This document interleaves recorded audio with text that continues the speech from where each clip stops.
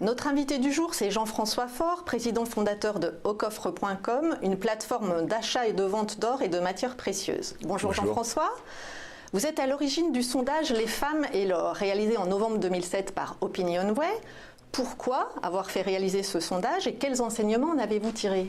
Alors, nous, de manière régulière, on fait des sondages avec Opinionway et de manière générale, il est indiqué que hommes et femmes, de manière assez équitable, sont extrêmement intéressés par l'or dans une logique d'épargne, de précaution, etc. Et souvent à couteau tiré avec d'autres épargnes comme l'assurance vie. Et pour autant, nous, chez Aucoffre, la population féminine est relativement peu présente. Donc, on aime bien nous défier le statu quo. Et là, sur le coup, on a besoin de se défier nous-mêmes et on a essayé un petit peu de comprendre. Et c'est la raison pour laquelle on a lancé ce sondage avec Opinionway, où on a posé des questions sur l'indépendance financière. Donc il s'est avéré que les femmes étaient très attachées à leur indépendance financière, et pour autant tous les jours cette indépendance financière est remise en cause par plein de choses. Donc ne serait-ce que déjà une différence de rémunération hommes et femmes, et là voilà, 70% reconnaissent que c'est bien le cas. Évidemment, elles considèrent qu'elles vont être beaucoup plus impactées par une perte d'emploi qu'un homme, et ça elles le disent à 85%. Et puis évidemment, il y a la vie privée, donc elles pensent que ce sont elles qui vont devoir assumer la charge des enfants, d'un parent ou d'une personne de leur entourage qui sera handicapée. Évidemment, elles savent qu'elles sont impactées par les divorces, 87% se disent ben voilà, si je divorce, c'est de toute manière moi qui vais en payer le prix fort.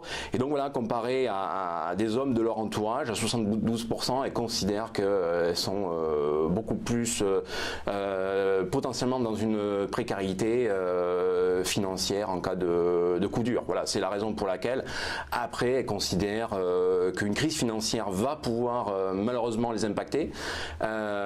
Et pour autant, elles pensent que l'or, et là elles le pensent à 60%, peut les aider, dans le cas d'une revente, peut les aider à passer ce cap difficile. Donc du coup, c'est ce sondage qui vous a motivé pour lancer cette pièce bijou Veravita? Alors cette fameuse pièce bijou, donc la Veravita, en fait on l'a déjà conceptualisée depuis presque 2 ans, mais c'est un produit compliqué parce qu'il faut trouver de nouveaux partenaires. Là spécifiquement, on avait besoin de partenaires pays, donc on s'est associé au Tchad pour une série de 1000 pièces et à Gibraltar pour une autre série de 1000 pièces. Mais ce sondage nous a permis de vraiment étayer notre argumentaire, de pouvoir ancrer nos décisions et puis aussi tout simplement vraiment peut-être un peu plus focalisé sur une certaine typologie de femmes qui peuvent justement être potentiellement en risque au regard des choses que je viens d'évoquer. Et alors qu'est-ce que c'est? C'est une pièce? C'est un bijou? Ça se met au coffre? Ça se porte? Écoutez, moi j'ai plutôt tendance à dire que c'est une belle épargne, dans le sens où vous allez effectivement la porter et après c'est un petit peu vous qui inventez la manière de le faire. Vous pouvez avoir un bracelet, vous pouvez avoir un collier, vous pouvez... j'ai des amis qui ont fait plein de compositions avec. Et pour autant c'est une pièce de monnaie, c'est-à-dire qu'elle a un cours légal. Ça veut dire aussi, comme c'est une pièce de monnaie, il n'y a pas de TVA dessus. Donc déjà, ça veut dire que vous la payez 20% moins cher. Combien on la paye justement? Aujourd'hui, on est aux alentours de 460-470 euros. C'est son poids en or? À peu de choses près, il faut dire qu'il y a quand même à peu près 8 grammes d'or dedans. Et si vous comparez avec un bijou qui a un poids équivalent, on est facilement 2 à 3 fois moins cher. On est au prix de l'or façonné, parce que nous, on a un savoir-faire dans le domaine monétaire.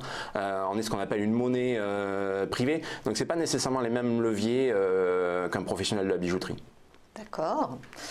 En fait, vous venez d'expliquer qu'il y avait un cours légal, c'est ça? Oui, tout à fait. Qu'est-ce que ça change par rapport, justement, vous disiez un bijou en or, au-delà du fait que c'est moins cher, qu'il n'y a pas de TVA, le cours légal, qu'est-ce que ça change? Alors, voilà, pensez dans une logique justement de sortie d'une éventuelle précarité. L'idée, c'est que lorsque vous allez la revendre, vous ne retrouviez pas justement à perdre une énorme valeur. Je me suis amusé à faire une simulation sur les fameux bijoux qui coûtent à poids égal 2 à 3 fois plus cher. Quand vous les les revendez 2 à 3 fois moins cher. Et c'est ça le problème, parce que la fiscalité n'est pas adaptée, parce que vous avez payé la façon, etc. Et donc sur un produit tel que celui-là, déjà, comme elle a un cours légal, déjà la fiscalité est très adaptée. À moins qu'elle vaille quasi plus de 5 000 €, vous êtes exonéré de fiscalité. Donc vous n'avez pas de taxe à la revente. Vous les revendez où Potentiellement, ce genre de produit qui peut être vendu dans n'importe quelle boutique d'or, qui peut être vendu dans un crédit municipal, etc. Mais après, nous, on conseille plutôt de nous les renvoyer parce que nous, on a une certaine liquidité sur ce genre de produits grâce à tous les services que l'on a développés chez Ocoff, chez Veracash, etc. Et donc, on peut, si elles sont en très bon état, on peut les reprendre à un prix qui, lui, va être assez élevé, pas loin du cours de l'or, plus 20%, ce qui est énorme. Alors qu'habituellement, un bijou, on vous le reprend, le cours de l'or, moins 30 ou 40%, voire 50%. D'accord. Et éventuellement, on peut utiliser votre plateforme pour la revendre directement? Oui, tout à fait. Alors c'est vraiment l'idée. Il suffit à celles qui l'a portée et qui veulent s'en défaire, soit parce qu'elles l'avaient acheté chez nous, ou parce qu'on leur a offert, et la notion de transmission est très importante, peuvent nous la retourner. On a des kits de retour pour protéger le produit et qui nous permettent ensuite directement de la mettre sur la plateforme. Et c'est vous qui choisirez le prix de revente puisque vous retrouverez sur la plateforme ocoff.com qui est une plateforme d'achat et vente de pièces d'or. Donc voilà, ça c'est notre métier traditionnel. Et alors combien en avez-vous vendu? Vous les avez lancés en décembre? Oui, alors on les a lancés en décembre. D'ailleurs, il a fallu que je me transforme en Père Noël pour que tout le monde puisse les recevoir pour Noël et pouvoir les offrir en cadeau. Et je peux vous dire, Père Noël avec ses pièces d'or. Ouais, c'est exactement ça. Écoutez, on en a écoulé pour l'instant à peu près 300. Et là, je reviens d'un énorme salon de professionnels à Berlin et on a des gens qui sont extrêmement intéressés dans d'autres pays. Et donc, je pense que les 2 premières séries 2000, on pourrait considérer qu'elles sont déjà toutes vendues. Et qui les achète? Les femmes, les hommes pour les offrir? Alors pour l'instant, ça a été plutôt les hommes qui les ont offerts pour les offrir, mais parce que on n'a pas encore lancé en fait auprès du grand public, sachant qu'après nous notre idée pour la manière de les vendre serait plutôt en vente à domicile, justement pour expliquer un petit peu pourquoi c'est important de se protéger, préserver son indépendance financière et que donc la Vera Vita soit là justement comme l'élément, un peu le bouclier pour défendre les femmes. Justement, je voulais juste préciser, pour chaque Vera Vita acheté, 5 € sont reversés à une ONG, Enfants d'Asie, pour l'éducation des jeunes filles dans les zones défavorisées de la planète. Quelles sont les valeurs que vous souhaitez véhiculer à travers ce geste? Là, tout simplement, affirmer ce que sont nos valeurs depuis le tout début. Hein. Les pièces Vera Valor sont de toute manière des pièces sur lesquelles les valeurs sont fortes. Hein.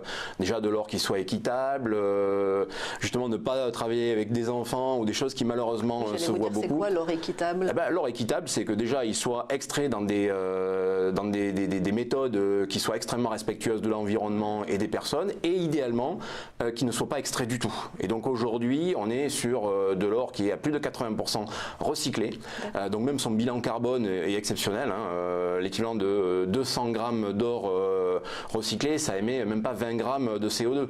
Je ne sais pas si vous aviez vu ça, mais un bitcoin a fabriqué c'est 20 tonnes de CO2 et l'extraction d'or pour une valeur équivalente, c'est à peu près 3-4 tonnes. Donc si on peut éviter d'extraire, c'est très bien. Mais aujourd'hui, la quantité d'or, c'est un cube de 21 mètres sur 21.